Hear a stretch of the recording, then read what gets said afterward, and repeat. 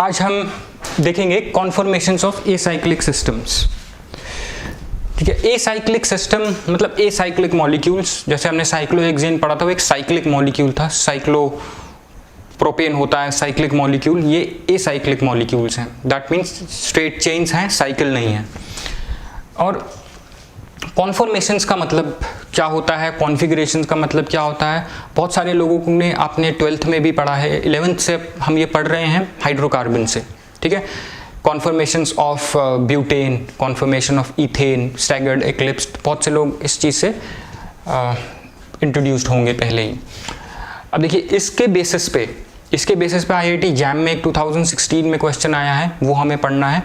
और अब हमें इसकी अंडरस्टैंडिंग बहुत स्ट्रॉन्ग करनी है, क्योंकि इन कॉन्फॉर्मेशंस के बेसिस पे अगले लेक्चर में हम कॉन्फॉर्मेशन एंड रिएक्टिविटी देखेंगे। राइट, अगर हमें कॉन्फॉर्मेशंस अच्छे से पता होंगे तभी हम रिएक्टिविटी पढ़ पाएंगे।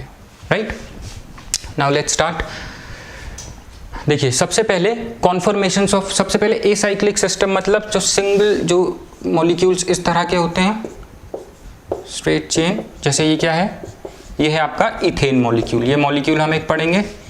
और एक है आपका, देखिए ये है ब्यूटेन।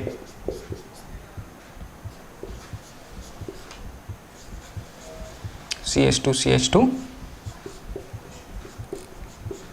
इन दो मॉलिक्यूल्स की हम डिफरेंट कॉन्फॉर्मेशंस देखेंगे। ये है इथेन की, ये है ब्यूटेन की। राइट, प्रोपेन की भी हम देखेंगे। Right, ethane, propane and butane की कॉन्फॉर्मेशंस देखेंगे। और ये एग्जाम में MSc में भी बहुत पूछा जाता है। राइट, ये क्वेश्चन आता है, BSc में भी आता है ये क्वेश्चन, 12th में भी इस पे बहुत सारे IIT वगैरह में क्वेश्चंस आते हैं। So let's start. देखिए, कॉन्फॉर्मेशंस का बेसिक मतलब क्या होता है, बहुत सारे लोगों को पता होगा। कॉन्फॉर्मेशन मतलब different arrangement of atoms in space. Right, अब ये डिफरेंट अरेंजमेंट हमें कैसे मिलती हैं वो हमें देखना है। ठीक है, और बेसिकली जो डिफरेंट, अगर मैं इन एटम्स को अलग अलग तरीके से अरेंज करूं स्पेस में, राइट, तो मुझे बेसिकली क्या मिलेगा, डिफरेंट शेप्स मिलेंगी। Right, so different conformations are nothing but different shapes of molecules, different shapes of same molecule. Right, और वो डिफरेंट शेप्स मुझे कैसे मिलती हैं, अगर मैं इस कार्बन को से मैं इस कार्बन को मैं फिक्स रखता हूं, और ये पीछे वाले कार्बन को अगर मैं along this single bond rotate करना शुरू करता हूं। राइट, जब मैं इसको रोटेट करूंगा तो मुझे डिफरेंट शेप्स मिलेंगी इस मॉलिक्यूल की। उन डिफरेंट शेप्स को हम बोलते हैं कॉन्फॉर्मेशंस। और ये डिफरेंट शेप्स होती क्या है, ये जब मैं इसको रोटेट करूंगा तो ये हाइड्रोजन एटम्स और ये कार्बन एटम, ये हाइड्रोजन एटम्स क्या करेंगे, ये अलग अलग स्पेस में जाएंगे। राइट, 3 डायमेंशनल स्पेस में अगर हम देखेंगे, तो जब ये अलग अलग स्पेस लेंगे तो अलग अलग शेप बनाएंगे। राइट, इन्हीं डिफरेंट शेप्स को हम बोलते हैं कॉन्फॉर्मेशंस। एक चीज समझना है यहाँ पे, एक चीज होती है कॉन्फॉर्मेशन और एक चीज होती है कॉन्फ़िगरेशन। जब मैं इसको रोटेट कर रहा हूं, मान लिया जाता है, देखिए ये 2 कार्बन एटम है। अगर मैं इसको ऐसे करता हूं, एक है पीछे वाला कार्बन एटम और एक है ये आगे वाला कार्बन एटम। मैं आगे वाले कार्बन एटम को फिक्स रखता हूं, ये पीछे वाला कार्बन एटम यूं मूव करता हूं। जब मैं इसको यूं मूव करूंगा, इसके साथ जो हाइड्रोजन एटम है ये भी रोटेट होंगे। राइट, जब ये रोटेट होंगे तो ये स्पेस में अलग अलग पोजिशन लेंगे। ये हाइड्रोजन एटम्स जब अलग अलग पोजिशन लेंगे तो अलग अलग शेप्स बनाएंगे। राइट, इन अलग अलग शेप्स को हम बोलते हैं conformations. Right, which are resulted by rotation of this molecule along this single bond। ये शेप्स बनी कैसे हैं, जब हमने इस मॉलिक्यूल को along सिंगल बॉन्ड रोटेट किया। जब हमने इसको सिंगल बॉन्ड के along रोटेट किया तो इसके एटम्स अलग अलग स्पेस में गए। राइट, 3 डायमेंशनल स्पेस में इनकी जो अरेंजमेंट है वो चेंज होती गई। जब अरेंजमेंट चेंज होती गई तो हमें डिफरेंट शेप्स मिली, जिनको हम कॉन्फॉर्मेशंस बोलते हैं। ठीक है, आई hope this is clear. Simple है, किसी चीज आप लोगों ने पहले भी पढ़ी है। So different conformations are result of rotation along carbon single bond. Right, अब देखिए अलोंग कार्बन सिंगल बॉन्ड तो हम रोटेट कर सकते हैं। राइट, एक चीज हमें ध्यान देनी है, जब भी हम रोटेट करें कोई भी बॉन्ड ब्रेक ना हो। अगर कोई बॉन्ड ब्रेक हो गया, राइट, तो वो दूसरा बॉन्ड बनाएगा। तो एक कॉन्फर्मेशन, नई कॉन्फर्मेशन नहीं होगी, वो एक नई कॉन्फ़िगरेशन बन जाएगी, राइट। कॉन्फ़िगरेशन क्या होती है? बेसिकली ये जो कार्बन एटम्स हैं, ये जो CH बॉन्ड्स हैं, ये जो कनेक्शंस हैं, बेसिकली जो कनेक्शंस हैं, ये जो कनेक्शंस हैं, इनको हम बोलते हैं कॉन्फ़िगरेशंस, राइट। और इसको फिक्स रखने पे जब मैं इसको मूव कर रहा था, रोटेट कर रहा था पीछे वाले कार्बन एटम को, उससे नई नई कॉन्फर्मेशंस बन रही थी, राइट। सो जब मैं अलोंग सिंगल बॉन्ड रोटेट करता हूं, I get different shapes of molecules which are called conformations, right? और इन conformations की stability different होती है। ऐसा नहीं है कि जब एटम्स डिफरेंट पोजीशन लेंगे स्पेस में तो उनकी स्टेबिलिटी सेम होगी, उनकी स्टेबिलिटी फर्क होगी ड्यू टू जो हमने बेयर स्ट्रेन थ्योरी में पढ़ा था, due to different steric strain, right, torsional strain, उसकी वजह से जो स्टेबिलिटी होगी हर कॉन्फॉर्मेशन की वो डिफरेंट होती है। सो डिफरेंट कॉन्फॉर्मेशंस की स्टेबिलिटीज पढ़ना, राइट, इसी को हम बोलते हैं कॉन्फॉर्मेशन एनालिसिस, राइट। अब एक चीज और ध्यान देख लेना यहाँ पे, अगर मैं इस मॉलिक्यूल को रोटेट करूं, इस मॉलिक्यूल को मैं रोटेट कर सकता हूं, हम इस मॉलिक्यूल को रोटेट नहीं कर सकते, राइट, क्योंकि देखिए यहाँ पे ये था, जैसे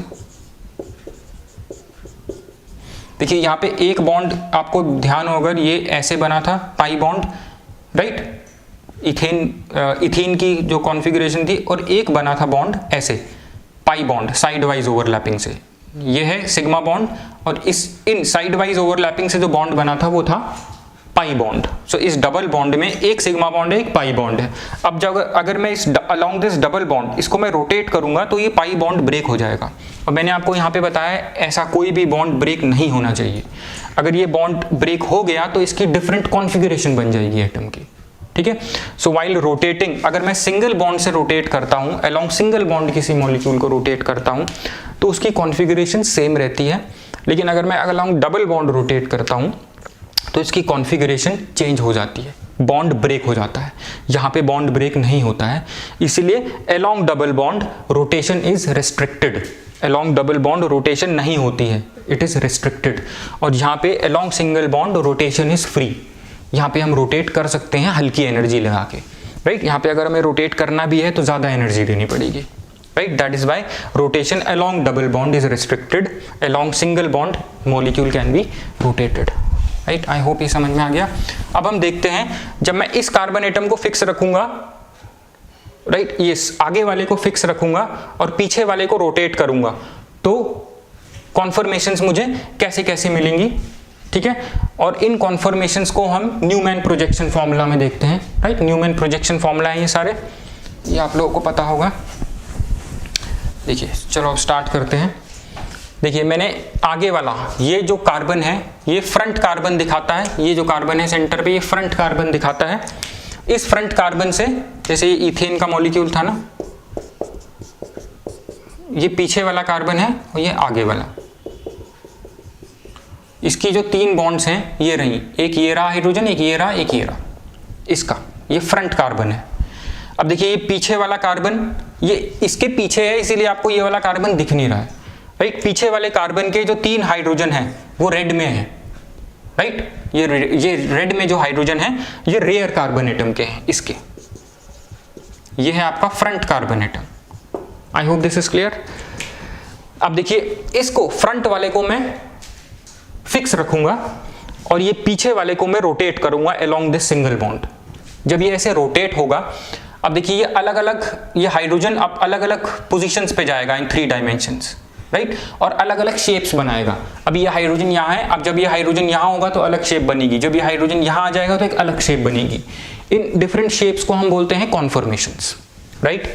और ये जो कनेक्शंस हैं CH बॉन्ड, हम ये कार्बन जो है हमेशा इसी से कनेक्टेड रहेगा, राइट। बेसिकली ये जो कार्बन है ये तीनों हाइड्रोजन एटम से ऐसे ही कनेक्टेड रहेगा, ऐसे ही पीछे वाला कार्बन भी इन तीनों हाइड्रोजन एटम से वैसे का वैसे ही कनेक्टेड रहेगा। दैट मीन्स कनेक्शंस या जिन्हें हम कॉन्फ़िगरेशंस कहते हैं वो सेम रहेंगी, राइट, सिर्फ कॉन्फॉर्मेशंस चेंज होंगी when we rotate along this single bond, ठीक है। अब देखिए जब मैं इसको पीछे वाले को रोटेट करता हूं तो मेरे को 2 एक्सट्रीम कॉन्फॉर्मेशंस मिलती है, राइट। और एक और चीज याद रखना, जब ये हाइड्रोजन एटम अलग अलग पोजीशन लेगा तो इस मॉलिक्यूल की स्टेबिलिटी भी चेंज होती है, राइट, इस मॉलिक्यूल की स्टेबिलिटी भी चेंज होगी। और एक और चीज देखना, ध्यान में रखना, देखिए ये है फ्रंट कार्बन, इसके पीछे है रेयर कार्बन। अब जब मैं उसको रोटेट कर रहा हूं, उस CH बॉन्ड, वो जो पीछे वाला जो कार्बन एटम है, right, let's show it with red colour. देखिए जो पीछे वाला कार्बन एटम की जो CH बॉन्ड है उसके बीच में, और जो फ्रंट कार्बन एटम, ये जो कार्बन एटम है CH बॉन्ड, इनके बीच में जो एंगल होता है, इस एंगल को हम बोलते हैं टॉर्शनल एंगल, राइट, इसको हम बोलते हैं टॉर्शनल एंगल या डाइहेड्रल एंगल, राइट। सो जैसे जैसे ये डाइहेड्रल एंगल चेंज होगा, ये हाइड्रोजन की पोजीशन चेंज होगी। जब हाइड्रोजन की पोजीशन चेंज हो रही है तो मॉलिक्यूल की स्टेबिलिटी भी चेंज हो रही है, राइट, क्योंकि ये हाइड्रोजन एटम कभी इसके पास आ जाएगा। मान लो जब ये हाइड्रोजन एटम बिल्कुल इसके पास आ जाएगा तो स्टेरिक स्ट्रेन बढ़ जाएगा, राइट, स्टेरिक स्ट्रेन बढ़ जाएगा। और ये बॉन्ड जब बिल्कुल आगे पीछे हो जाएंगे तो इसका बॉन्ड पेयर और इसका बॉन्ड पेयर, इलेक्ट्रॉन पेयर्स हैं, एक दूसरे को रिपेल करेंगे, तो एनर्जी बढ़ जाएगी मॉलिक्यूल की। जब एनर्जी बढ़ेगी तो स्टेबिलिटी घट जाएगी, राइट। सो एक हम ग्राफ बनाएंगे based on this angle and the stability of the molecule, एक जिसको हम बोलते हैं potential energy of the molecule. जैसे जैसे ये एंगल चेंज होगा, इस मॉलिक्यूल की पोटेंशियल एनर्जी चेंज होगी, ठीक है। आई होप दिस इज क्लियर। अब मैं आपको ये थोड़ी सी हम इसके बारे में बात करते हैं। देखिए टॉर्शनल डाइहेड्रल एंगल और टॉर्शनल एंगल, ये वह चेंज होगा, राइट। जब ये डाइहेड्रल या टॉर्शनल एंगल चेंज होगा, देन स्टेबिलिटी भी मॉलिक्यूल की चेंज होगी। Stability of molecule will change due to change in, क्या क्या चेंज हो रहा है। जब ये हाइड्रोजन एटम मान लो यहाँ है, अब अगर ये यहाँ पे आ जाता है तो इसके पास आ गया, दोनों का स्टेरिक स्ट्रेन बढ़ जाएगा, क्राउडिंग बढ़ जाएगी, राइट। तो मॉलिक्यूल पे एक्स्ट्रा स्ट्रेन पड़ेगा, स्टेरिक स्ट्रेन हम जिसको बोलते हैं। और देखिए जब ये बॉन्ड बिल्कुल इसके पीछे आ जाएगा, जैसे यहाँ पे देखिए ये CH बॉन्ड, ये पीछे वाले CH बॉन्ड के बिल्कुल आगे पीछे है, ऐसे करके है, जैसे ये दोनों है ना, ये ऐसे करके है बिल्कुल, राइट। जब ये बिल्कुल ऐसे होगा, ऐसे आगे पीछे होंगे, तो दोनों के बॉन्ड पेयर एक दूसरे को रिपेल करेंगे। और जब बिल्कुल पास पास हैं, स्टेरिक स्ट्रेन है, और ज्यादा स्ट्रेन पड़ेगा मॉलिक्यूल पे। जितना ज्यादा स्ट्रेन होगा उतनी ही ज्यादा एनर्जी बढ़ेगी, जितनी ज्यादा एनर्जी होगी उतना ही कम स्टेबल होगा molecule, right. So here stability of molecule will change due to change इन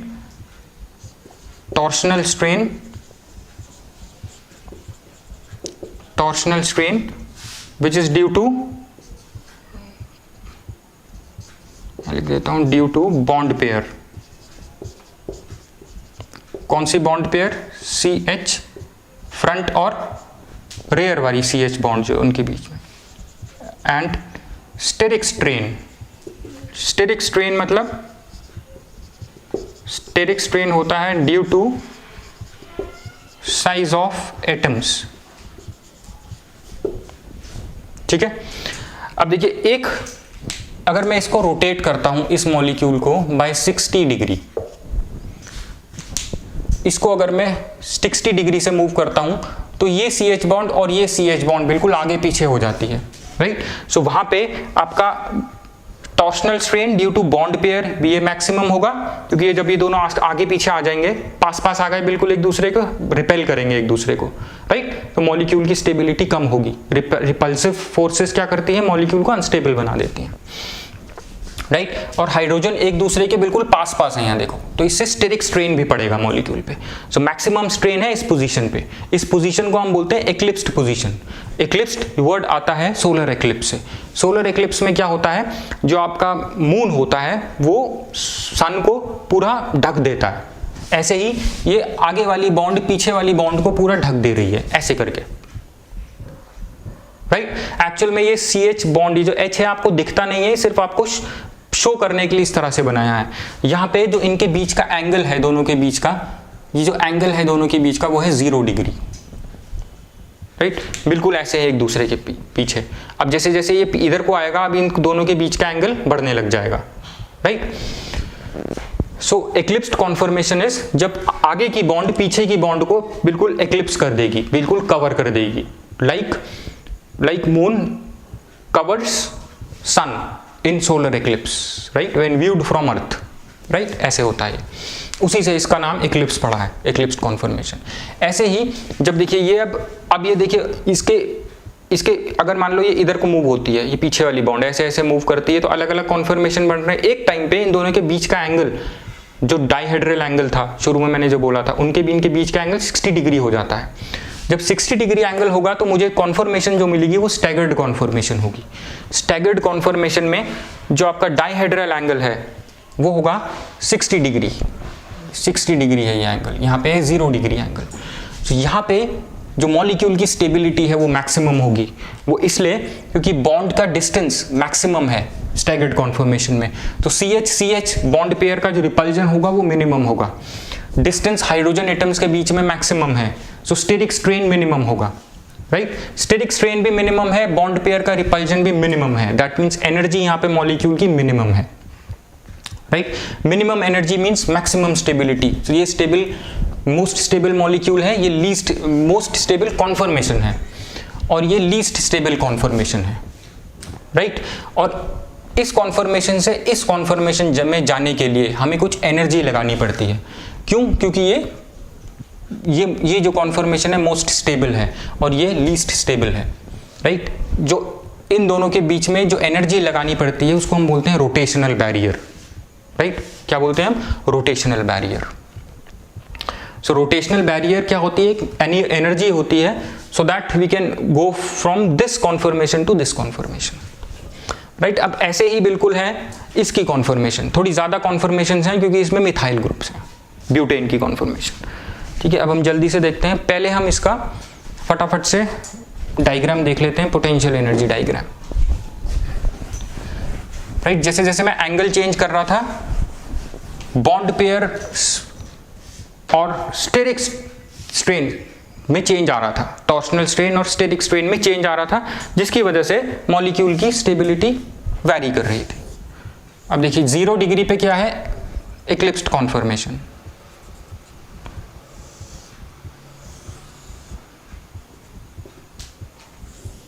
इस तरह से देखिए ये है 0 डिग्री, ये है आपका 60 डिग्री, फिर मैं इसको और देखिए 60, ये है 0 डिग्री। जब मैंने इसको 60 डिग्री से मूव करूंगा तो ये यहाँ आ जाएगा, ये क्या है? Staggered conformation minimum. अब देखिए मैं इसको और मूव करूंगा तो ये बॉन्ड इसके पीछे चले जाएगा, राइट। और 60 डिग्री मीन्स 120, ये और ये क्या है? ये डाइहेड्रल एंगल है आपका, डाइहेड्रल एंगल। और 60 डिग्री में इसको मूव करूंगा तो ये यहां पे आ जाएगा, ये क्या है? 180 डिग्री। यहां पे क्या मिलेगा मुझे? फिर से स्टैगर्ड कॉन्फॉर्मेशन। तो यहां पे आपको मिल रहा है देखिए एक्लिप्स, यहां मिल रहा है स्टैगर्ड, यहां पे फिर से आपको स्टैगर्ड मिला था और ये क्या था? एक्लिप्स, ठीक है। तो देखिए और जब मैं इसको और मूव करूंगा 60 डिग्री तो ये क्या एंगल आएगा? 240। ये क्या होगा? Eclipse conformation. देखिए ये मैक्सिमम एनर्जी दिखा रहा है ग्राफ में, ये क्या है? Eclipse conformation. और ये क्या है? ये दोनों क्या दिखा रहे हैं? मिनिमम। इसको हम बोलते हैं स्टैगर्ड कॉन्फॉर्मेशन, राइट। अब देखिए इनके बीच की जो ये जो है यहां से यहां तक मॉलिक्यूल रोटेट करने के लिए मैंने बोला था कुछ एनर्जी देनी पड़ती है, जिसको हम बोलते हैं rotational barrier. Rotational barrier, rotational barrier इस मॉलिक्यूल के केस में, in case of ethane molecule, जो आपका रोटेशनल बैरियर है वो है 3 किलो कैलोरीज पर मोल। ये जो रोटेशनल बैरियर है ये है 3 किलो कैलोरीज पर मोल, राइट। 3 किलो कैलोरीज पर मोल या 12 किलो जूल्स पर मोल, ठीक है। आई होप ये आपको समझ में आ गया। अब हम जल्दी से देखते हैं ब्यूटेन की कॉन्फॉर्मेशंस। अब अगर मैं प्रोपेन की बात करूं राइट। प्रोपेन में एक हाइड्रोजन एटम, इसी मॉलिक्यूल में एक हाइड्रोजन एटम को मैं रिप्लेस कर देता हूं मिथाइल ग्रुप से।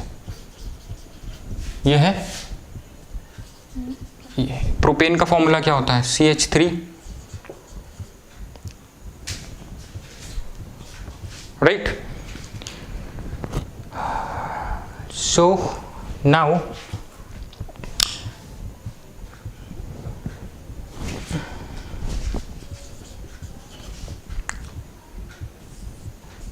ये है और ये है,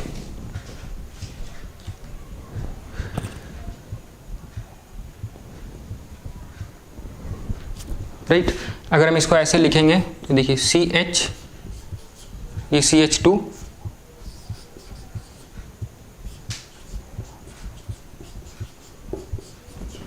ठीक है, ये CH3 आगे वाला, और पीछे वाले से, जो पीछे वाला है इससे दो हाइड्रोजन एटम ये कनेक्टेड हैं और एक मिथाइल ग्रुप कनेक्टेड है, राइट।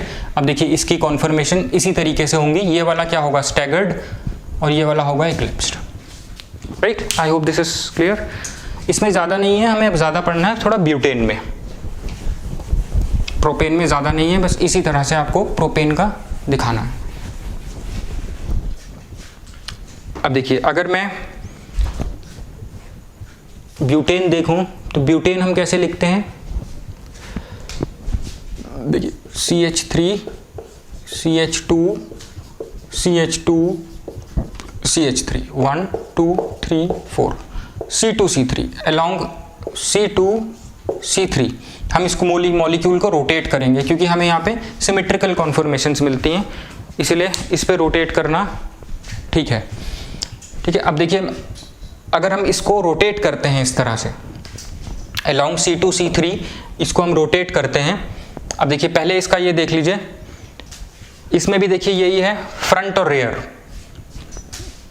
देखिए ये फ्रंट है, ये मान लेते हैं ये फ्रंट, न्यूमैन प्रोजेक्शन में ये फ्रंट है, राइट, और ये वाला रियर है, पीछे वाला। एक कार्बन से दो हाइड्रोजन एटम कनेक्टेड है और एक मिथाइल ग्रुप कनेक्टेड है, राइट। ये फ्रंट है, ये कार्बन एटम फ्रंट वाले से दो हाइड्रोजन एटम कनेक्टेड है, ये दो हाइड्रोजन एटम H2 और एक मिथाइल ग्रुप कनेक्टेड है। इसी तरह से रियर वाले के साथ दो हाइड्रोजन एटम और एक मिथाइल ग्रुप कनेक्टेड है। ये रेड वाले रियर कार्बन एटम से कनेक्शंस दिखा रहे हैं, ठीक है। अब देखिए इसको भी जब मैं रोटेट करूंगा, राइट, ये इसमें भी देखिए, इसमें एक्लिप्स्ड, इसमें जो कॉन्फर्मेशन जैसे हमने इथेन में पढ़ी थी, एक्लिप्स्ड स्टैगर्ड, यहाँ पे देखिए, यहाँ पे एक्लिप्स्ड, दो एक्लिप्स्ड कॉन्फर्मेशन होंगी और दो स्टैगर्ड कॉन्फर्मेशन होंगी, राइट। देखिए ये वाली क्या है, ये स्टैगर्ड कॉन्फर्मेशन है, ये एक्लिप्स्ड कॉन्फर्मेशन है, राइट, और ये वाली स्टैगर्ड कॉन्फर्मेशन है। ये वाली, ये देखिए ये क्या है, ये भी एक्लिप्स्ड कॉन्फर्मेशन है, इसको हम फुली एक्लिप्स्ड बोलते हैं, इसको हम एक्लिप्स्ड बोलते हैं, याद रखना। ये फुली एक्लिप्स्ड है, ये एक्लिप्स्ड है, और ये वाली फिर से स्टैगर्ड कॉन्फर्मेशन है, ये वाली फिर से एक्लिप्स्ड कॉन्फर्मेशन है, राइट। बेसिकली मैं क्या कर रहा हूं, देखिए इसमें ये कार्बन को मैंने स्टिल रखा है, ये आगे वाला CH2 CH3, और इस वाले को पीछे वाले को मैं अलोंग दिस कार्बन रोटेट करता हूं, राइट। तो देखिए ये हाइड्रोजन एटम्स की और ये मिथाइल ग्रुप की पोजीशन चेंज होगी, राइट। अभी देखिए ये वाली कौन सी कॉन्फर्मेशन है, ये है आपकी स्टैगर्ड, राइट। अब ये एंगल यहाँ पे क्या है, dihedral angle, 60 degree dihedral angle है यहाँ पे। 60 डिग्री पे आपको क्या मिला, स्टैगर्ड। फिर 0 डिग्री जब हो गया, ये मिला तुम्हें पार्शियली एक्लिप्स्ड कॉन्फर्मेशन बोलते हैं हम इसको, partially eclipsed conformation, 0 degree dihedral angle. ये क्या है, ये है आपके लिए, ये कॉन्फर्मेशन है स्टैगर्ड कॉन्फर्मेशन। अब ये भी स्टैगर्ड है, ये भी स्टैगर्ड है। ये है आपका मोस्ट स्टेबल स्टैगर्ड कॉन्फर्मेशन। क्यों? क्योंकि देखिए यहाँ पे ये मिथाइल ग्रुप और ये मिथाइल ग्रुप पास पास हैं। जब दोनों पास पास हैं तो दोनों में जो इसमें टॉर्शनल स्ट्रेन तो नहीं होगा, राइट। टॉर्शनल स्ट्रेन होता है ड्यू टू CH3 और पीछे वाला CCH3 बॉन्ड, उनके बीच का जो बॉन्ड पेयर होता है उसमें रिपल्जन, वो तो नहीं होगा, लेकिन इन दोनों के बीच में स्टेरिक स्ट्रेन है, क्योंकि ये दोनों ग्रुप्स, मिथाइल ग्रुप्स पास पास हैं, क्राउडिंग है तो स्टेरिक स्ट्रेन है, ये इस पे स्टेरिक स्ट्रेन है, इसीलिए ये वाला इससे लेस स्टेबल होगा, ये वाला इससे, इसकी स्टेबिलिटी मैक्सिमम है। इस स्टैगर्ड कॉन्फॉर्मेशन को हम बोलते हैं एंटी पेरीप्लानर। ये जो पोजीशन है, एंटी मींस सेम प्लेन में ऑपोजिट, राइट, तो ये है मैक्सिमम स्टेबल। क्यों? क्योंकि इसमें बिल्कुल भी स्टेरिक स्ट्रेन नहीं है, क्योंकि ये दोनों मिथाइल ग्रुप्स ऑपोजिट हैं, ठीक है।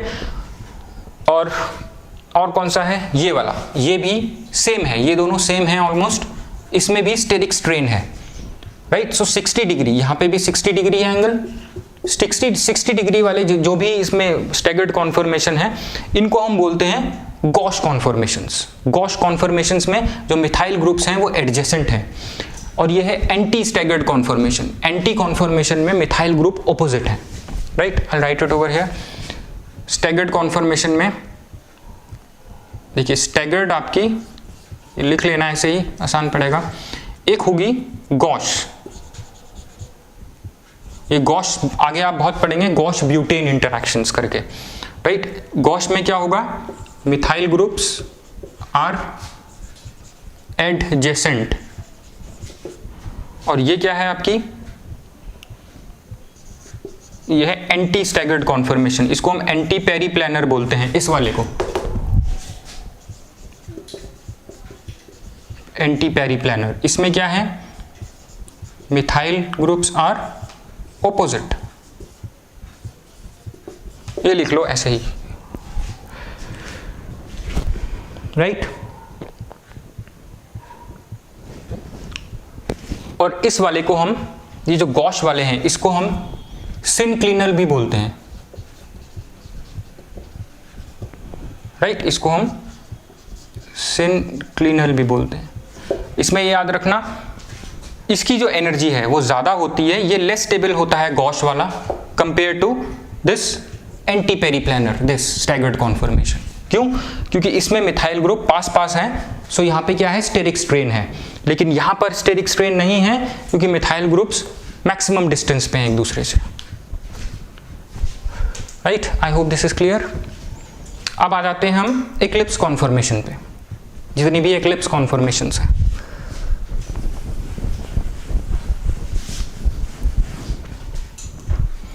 देखिए, एक्लिप्स कॉन्फॉर्मेशन, इसमें देखिए एक ये है एक्लिप्स कॉन्फॉर्मेशन, इसको हम बोलेंगे पार्शियली एक्लिप्स्ड।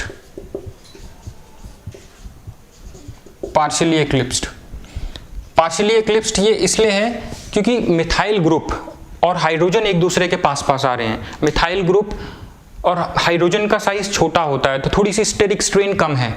टॉर्शनल स्ट्रेन तो है ड्यू टू बॉन्ड पेयर, लेकिन स्टेरिक स्ट्रेन थोड़ी सी कम है यहाँ पर, राइट। सो ये वाला फॉर्म जो है ये ज्यादा स्टेबल है compared to this form. This is your completely eclipsed, ये है पार्शियली एक्लिप्स्ड, ये है कंप्लीटली एक्लिप्स्ड। कंप्लीटली एक्लिप्स्ड में क्या होता है? देखिए, ये बड़े ग्रुप्स, मिथाइल ग्रुप बिल्कुल पास पास हैं, तो इसमें स्टेरिक स्ट्रेन मैक्सिमम होता है। Steric strain is maximum. यहां पर आपका जो मिथाइल और हाइड्रोजन पास पास है, राइट, इसलिए यहां पे स्टेरिक स्ट्रेन इज लेस,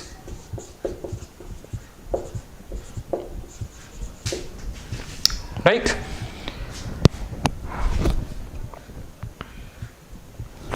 देखिए, इसको हम सिन पेरीप्लानर भी बोलते हैं, कंप्लीटली एक्लिप्स्ड को सिन पेरीप्लानर भी बोलते हैं, ठीक है। और इसको हम पार्शियली एक्लिप्स्ड को सिनक्लिनल भी बोलते हैं, सॉरी नॉट सिनक्लिनर, एंटीक्लिनल। इसको, इस वाले को पार्शियली एक्लिप्स्ड को हम एंटीक्लिनल भी बोलते हैं, राइट। आई होप ये आपको समझ में आ गया होगा, राइट। ब्यूटेन के कॉन्फॉर्मेशंस हैं। अभी हम जल्दी से इसका पोटेंशियल एनर्जी डायग्राम देख लेते हैं। That means variation of energy with dihedral angle, right. 2 minute में देख लेंगे। तो अब हम आ जाते हैं एनर्जी पे। इसके बाद हम IIT जैम का क्वेश्चन देखेंगे। फिर नेक्स्ट लेक्चर से हम करेंगे कॉन्फॉर्मेशन एंड रिएक्टिविटी। तो ये लेक्चर बहुत अच्छे से कर लेना, क्योंकि नेक्स्ट लेक्चर समझने के लिए ये लेक्चर बहुत अच्छे से आना चाहिए, राइट। सो आपको ये समझ में आ गया। ये है इसके हमने क्या क्या नाम दिए थे। ये है गॉश ब्यूटेन। देखिए जहाँ पे मिथाइल ग्रुप एडजेसेंट हैं, ये गॉश कॉन्फॉर्मेशंस हैं, गॉश ब्यूटेन इंटरैक्शंस हम इनको आगे बोलेंगे। इसमें स्टेरिक स्ट्रेन ज़्यादा होता है compare to this one staggered conformation. इस स्टैगर्ड कॉन्फॉर्मेशन को हम एंटी पेरीप्लानर बोलते हैं, क्योंकि इसमें मिथाइल ग्रुप एंटी हैं, एक दूसरे के ऑपोजिट हैं। ये मोस्ट स्टेबल कॉन्फॉर्मेशन है, राइट। इसी तरीके से ये दो गॉश ब्यूटेन इंटरैक्शंस हैं। तो 3 हो गए आपके स्टैगर्ड कॉन्फॉर्मेशन, ये और ये। इनमें से ये सबसे ज़्यादा स्टेबल है, ये दोनों ऑलमोस्ट सेम ही हैं, राइट। और ये आ गया आपका इक्लिप्स्ड। ये इक्लिप्स्ड है 0 डिग्री पे, इनके बीच का डायहेड्रल एंगल 0 डिग्री होगा, राइट। ये दोनों में क्या फर्क है, ये पार्शियली इक्लिप्स्ड है, जहां पे आपका मिथाइल ग्रुप और हाइड्रोजन एटम एक दूसरे के ऐसे आसपास हैं। हाइड्रोजन छोटा है तो स्टेरिक स्ट्रेन कम होगा। यहाँ पे ये है fully eclipsed, right. Fully eclipsed है क्योंकि बड़े मिथाइल ग्रुप्स बिल्कुल एक दूसरे के सामने सामने हैं, राइट। तो स्टेरिक स्ट्रेन इसमें मैक्सिमम है। आई होप दिस इज क्लियर। अब हम जल्दी से देख लेते हैं इसका पोटेंशियल एनर्जी डायग्राम। इधर आएगा आपका टॉर्शनल डाइहेड्रल एंगल, वैसे ही 0 डिग्री, राइट, जैसे हमने पीछे किया था। अब इसको थोड़ा सा ध्यान से देखना यहाँ पे, क्योंकि हमें एक्लिप्स भी दिखाना है, फुली एक्लिप्स भी, स्टैगर्ड भी, राइट, सब दिखाना है।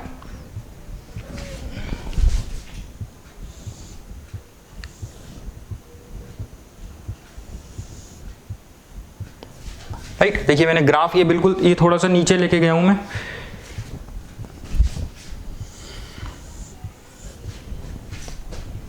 देखिए ये वाला कौन सा है, ये क्या दिखा रहा है, राइट। ये वाला जो है ये क्या दिखा रहा है और ये क्या दिखा रहा है, देखना है आपको। ये मान लिया जाता है ये 0 डिग्री वाला दिखा रहा है, ये दिखा रहा है आपको 60 डिग्री वाला, ये दिखाएगा आपको 120 डिग्री वाला। देखिए इसकी एनर्जी ज़्यादा है, ये नीचे वाले स्टैगर्ड दिखाते हैं, राइट। इसकी एनर्जी ज़्यादा है, इस वाले की एनर्जी कम है, राइट। ज़्यादा एनर्जी ये स्टैगर्ड कॉन्फॉर्मेशन ये वाले हैं गॉश, ये राइट, ये जो दिखा रहे हैं आपको ये है गॉश, राइट। और ये जो कम एनर्जी वाला है ये है ये वाला स्टैगर्ड कॉन्फॉर्मेशन, क्योंकि इसकी एनर्जी कम है। वाई? क्योंकि इसके जो मिथाइल ग्रुप्स हैं वो ऑपोजिट हैं, ये है एंटी, ठीक है। अब ये देखिए ये अब हमें ऊपर वाले देखने हैं, राइट। देखिए ये मैं थोड़ा सा ऊपर करके बनाऊं अगर, देखिए इसकी एनर्जी मैक्सिमम है, इसकी एनर्जी इससे थोड़ी सी कम है। देखिए मैक्सिमम एनर्जी वाला हम ऐसे बना देते हैं, ये वाला, ये है आपका फुली एक्लिप्स्ड, राइट। और इसको हम थोड़ा सा और नीचे दिखा देते हैं ऐसे, ये है आपका कम एनर्जी वाला, ये वाला पार्शियली एक्लिप्स्ड,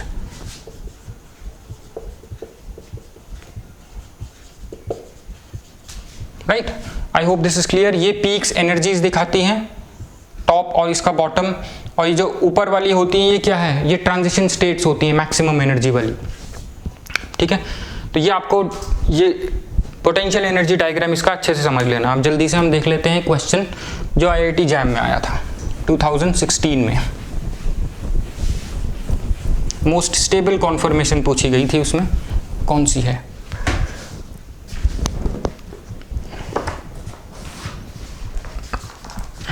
देखिए among the following the most stable conformation of meso 2,3 dibromobutane. Compound का नाम है मेसो 2,3 डाइब्रोमोब्यूटेन। देखिए पहला दिया है ए,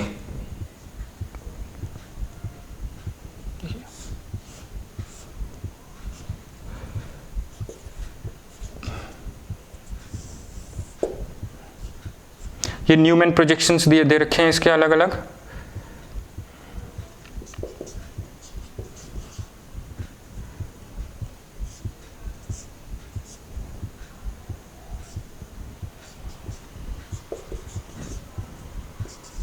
एक ये है,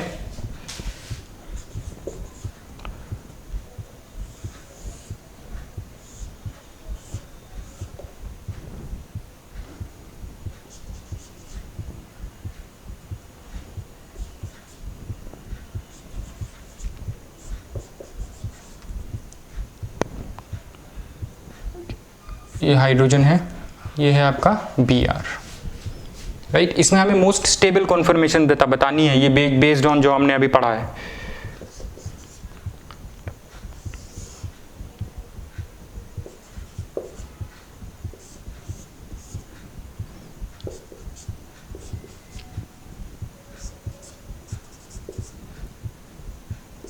H and this is your Br.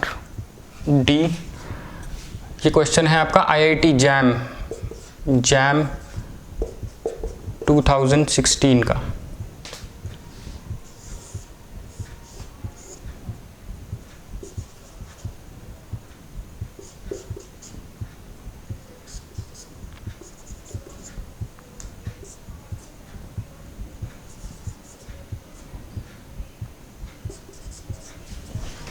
इनमें से हमें मोस्ट स्टेबल कॉन्फर्मेशंस बतानी है।